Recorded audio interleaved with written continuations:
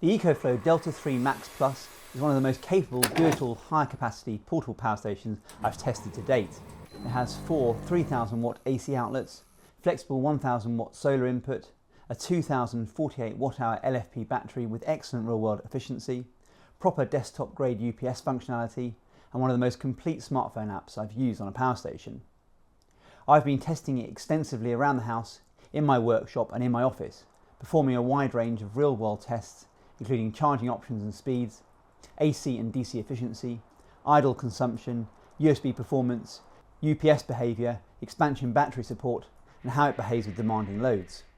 In this video, I'll show you what it does well, where its limits are, and how it performs compared to other large power stations like the DJI Power 2000. So let's take a closer look. The power station comes with just a mains charging cable and a quick start guide. The first thing I noticed getting it out of the box is its weight. At 22.1 kilograms, it's one of the lighter 2 kilowatt-hour power stations I've tested. You'll mostly need two hands, but I can carry this one with one hand for shorter distances. It's a little larger in volume than other comparable power stations. You can see how it compares to the DJI Power 2000 I reviewed recently, and the Bluetti Elite 200 V2 I'll be reviewing soon. Like all the big power station brands, it feels very well made, and it keeps the overall design of its predecessors, the Delta 2 and Delta 2 Max. I have reviews for both if you're interested. See the links on screen or down in the description. Like nearly every power station I've tested, it has no weatherproof rating. Around the front there's a large display, 4 USB ports including one 140 watt USB-C port and 4 3000 watt AC outlets. I'm glad EcoFlow has finally moved the AC outlets to the front. This makes much more sense, especially if you have the power station tucked into a corner. Around the back of the unit, behind two covers that neatly slide out of the way, there's a mains charging input with its fast charging switch and the two XT60 DC inputs. Below that is the expansion battery port and the two DC outputs, together with their power button. A single press of the power button turns the unit on, another single press toggles the display, and a long press turns it off. Either side of that are the buttons to toggle the AC outlets, which are split into two independent groups. The power station can charge from mains power, solar panels or your car. Charging via mains is the most straightforward and, like most modern power stations, very fast using the included standard cable. With the charging switch set to fast, the unit charges up to 2300 watts. EcoFlow claims 47 minutes to reach 80% and 68 minutes for a full charge. In my test it got very close, reaching 80% in 50 minutes and 100% in around 70 minutes, peaking at just under 2300 watts. What impressed me most wasn't just the speed, but how quiet it was. Even charging at full power, I had to be right next to the unit to hear the fans. My decibel meter barely registered above room noise at 1 meter. The unit also stayed fairly cool. My thermal camera measured just over 40 degrees Celsius at the exhaust fan. These results will vary depending on ambient temperature. My office was around 19 degrees Celsius. Overall, taking into account speed and noise, this is one of the best mains charging performances I've seen. If you switch charging to adjust, you can set a custom charging speed in the smartphone app all the way down to 200 watts. EcoFlow also includes two quick select options, a 500 watt optimised mode and a 200 watt quiet mode if any fan noise bothers you. You can also monitor the internal temperature in the app, and if the unit is too warm, you may not get the maximum charging speed until it cools down. After running the unit down with heavy use, I didn't see charging go above 1200 watts until it cooled, and a full charge took just over 2 hours. Disappointingly, EcoFlow doesn't include a car charging cable, but you can buy one with an XT60 connector fairly cheaply. Plugging this into one of the DC inputs lets you charge from a car's 12 volt outlet at around 110 watts. If your car has a second 12 volt outlet, you can use a second cable in the other XT60 input to charge at around 220 watts. EcoFlow also sells an alternator charger that connects directly to your car battery and allows charging at up to 500 watts. It can also reverse charge and maintain your car battery, which sounds interesting. I have one on the way and I'll update the written article once I've tested it. The power station also has an integrated MPPT controller for solar charging at up to 1000 watts across its two XT60 inputs. There's no solar charging cable included, so depending on your panel connectors, you'll probably need an MC4 to XT60 cable. It's winter here in the UK and there's been very little sun, but I did connect a Bluetti PV350 350 watt panel to one input which worked fine, even though conditions weren't good enough to reach triple-digit power levels. These two solar inputs are extremely flexible. Both support 11 to 60 volts at up to 18 amps, so you can connect two completely different panels with different voltages. Each input is limited to 500 watts, meaning you need to max out both to reach the full 1000 watts. I also connected a 200 watt panel to the second input, which again worked fine, but there wasn't enough sun to make much difference. I also tested the DC inputs using my bench power supply to simulate the sun, and was able to hit the full 500 watts on a single input using different voltage and current combinations.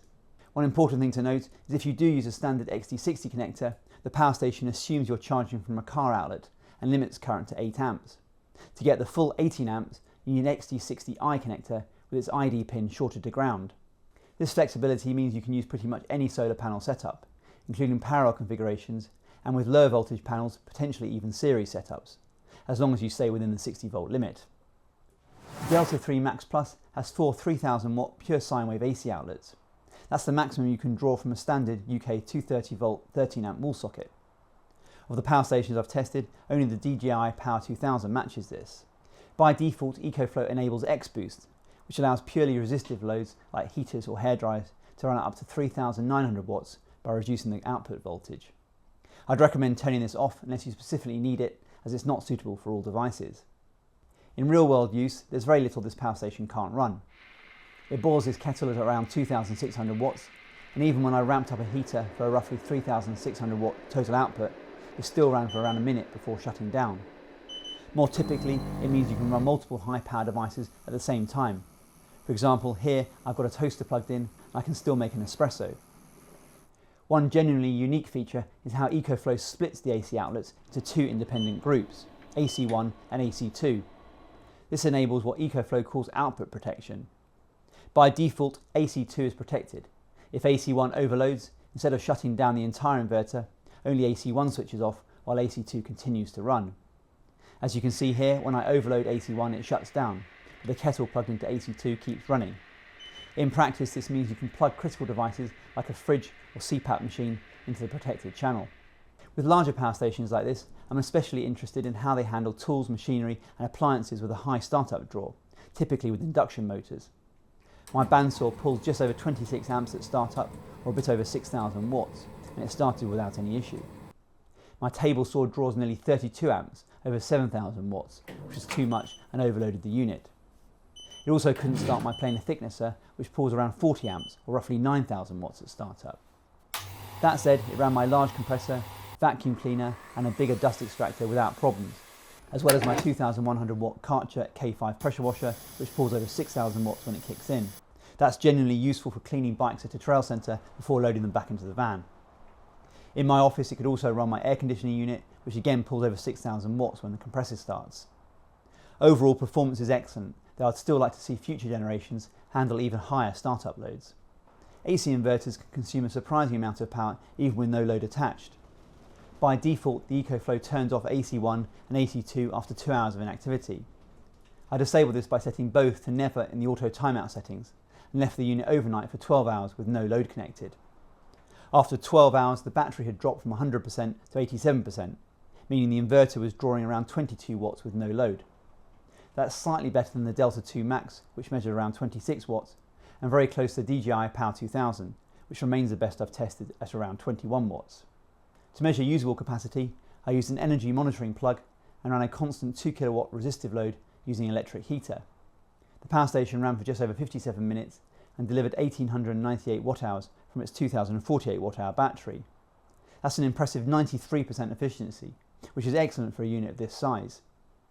If you need more capacity, the Delta 3 Max Plus is expandable up to 10 kilowatt hours via its expansion port around the back. I'm testing EcoFlow's 2048 watt hour Smart Extra battery, which doubles the total capacity to 4096 watt hours. It connects using the included very substantial battery cable via the proprietary 4+8 pin ports on both units, locking securely into place. With the expansion battery attached, the app shows the combined remaining capacity, and if you tap into this, you can see the individual charge levels of both the main unit and the expansion battery. Charging performance is unaffected, it still charges at full speed. I measured just over 2 hours for a full charge. I also measured usable capacity using a constant 2 kilowatt load and got 3846 watt hours, which works out an even more impressive 94% efficiency. A standout feature of the Delta 3 Max Plus is its 12 volt 30 amp DC output. EcoFlow uses an Anderson connector here, and again no adapter is included, so I had to make one up. If you already have an adapter, you may need to arrange the pins vertically to fit. I would have preferred a more common XT60 or XT90 connector, but a 30 amp output is extremely useful for higher demand devices like fridges and diesel heaters that can spike well above the typical 10 amp limit. It also allows you to run multiple DC loads at the same time, for example in a camper van. There's also a standard 12 volt 10 amp car socket for more typical accessories. I tested both DC outputs to their limits using a load tester. The 10 amp output overloaded the power station at just over 10.5 amps and the 30 amp output at just over 30.5 amps. I measured DC efficiency using the Anderson output with a 20 amp load. The usable energy came out at 1892 watt hours, which is a very strong 92% efficiency. I also measured DC idle drain with DC enabled, no load attached and DC timeout disabled. Over 16 hours the battery dropped from 100% to 93%, which works out at around 9 watts of idle draw. In practical terms, that means it's more efficient to run devices like portable fridges from the DC output rather than AC. The EcoFlow offers a good selection of USB ports, one 140 watt USB-C port, two 45 watt USB-C ports, and an 18 watt USB-A port with Qualcomm Quick Charge. All of them come on automatically with the power station, which I prefer. You don't need to enable them separately using the DC button like on some power stations. I tested the 140 watt port charging an Anker power bank at full speed and used the 45 watt ports to charge my MacBook, although these are a little under-spec'd for laptops and other more demanding devices. I would have liked to see at least one 100 watt port alongside the 140 watt port. By comparison, the DJI Power 2000 has 8 ports and includes two 140 watt and two 100 watt USB-C ports. I also tested charging very low power items like my AirPods Pro, which only draw around 1 watt. They kept charging for more than 30 minutes, even with the device timeout in the app set to 30 minutes, so it doesn't prematurely cut off very low power devices. I loaded all the USB ports while also running a 2 kilowatt heater from an AC outlet with no issues.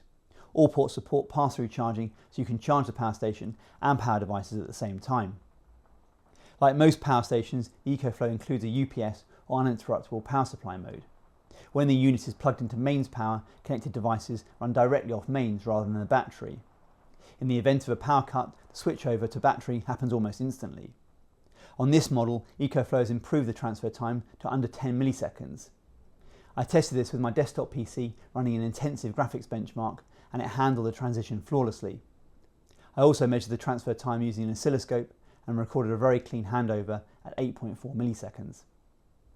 It's not officially documented for this unit, but if you install EcoFlow's Power Manager software and connect the power station to your computer using a USB-C cable via the 140 watt USB-C port, the power station can communicate directly with your computer and trigger a clean, controlled shutdown in the event of a power cut. This worked very reliably in my tests and adds an extra layer of protection if you're using it as a desktop UPS. Power Manager is also available on a Mac and Synology NAS, but I've not tested those yet. The accompanying smartphone app is one of the most complete I've used on a power station. In addition to output protection, you can schedule charging and discharging, which is particularly useful if you're on a cheap overnight energy tariff. The app also includes output port memory, which remembers which outputs were enabled after the battery has been fully discharged, and restores them automatically once the unit starts charging again, typically from solar. There's also Storm Guard, which ensures the battery is fully charged if severe weather is forecast, and Port Priority, which lets you designate essential and non-essential outputs, so less important devices don't drain the battery before critical ones, like a fridge or freezer. Overall, it's a genuinely useful and well-implemented app. The EcoFlow Delta 3 Max Plus is the most complete and well-rounded 2 kWh power station I've tested so far. You get a 3000 watt inverter for AC loads, a generous 30 amp 12 volt output for DC, very fast and impressively quiet charging, flexible 1000 watt solar input, the best UPS mode I've come across on a portable power station, expansion battery support, and one of the most capable smartphone apps available. And despite all that, it's still portable. I can carry it one-handed for short distances if I need to. There's not much to fault. I would have liked to see at least one additional 100 watt USB-C port, and I'd still love to see future generations handle even larger motor startup surges so you don't have to think about tripping a 3000 watt inverter. But this has to be on your shortlist if you're after a 2 kWh power station. The DJI Power 2000 is another excellent option. It's more compact and has better USB outputs, but it requires additional accessories for car charging, solar input and DC outputs. So you have to weigh up what's more important to you. Both units come with a 5-year warranty. EcoFlow also has their Delta 3 Max without the Plus, which is cheaper and lighter, but has a smaller inverter, no 30 amp DC output and no expansion port. I am planning a full roundup of 2 kWh portable power stations, where I'll go into pricing and value in more detail, so keep an eye out for that. There'll be a link on screen if it's already out. You'll also find up-to-date pricing and any discounts in the description, as these do change over time. If you found this review useful, a thumbs up really helps the channel. I read every comment and do my best to reply, so if you've got questions, feedback or your own experiences with this power station, let me know down below. You'll find affiliate links in the description if you'd like to support the channel, and if you haven't already, consider subscribing and tapping the bell. Thanks very much for watching, and I'll see you in the next one.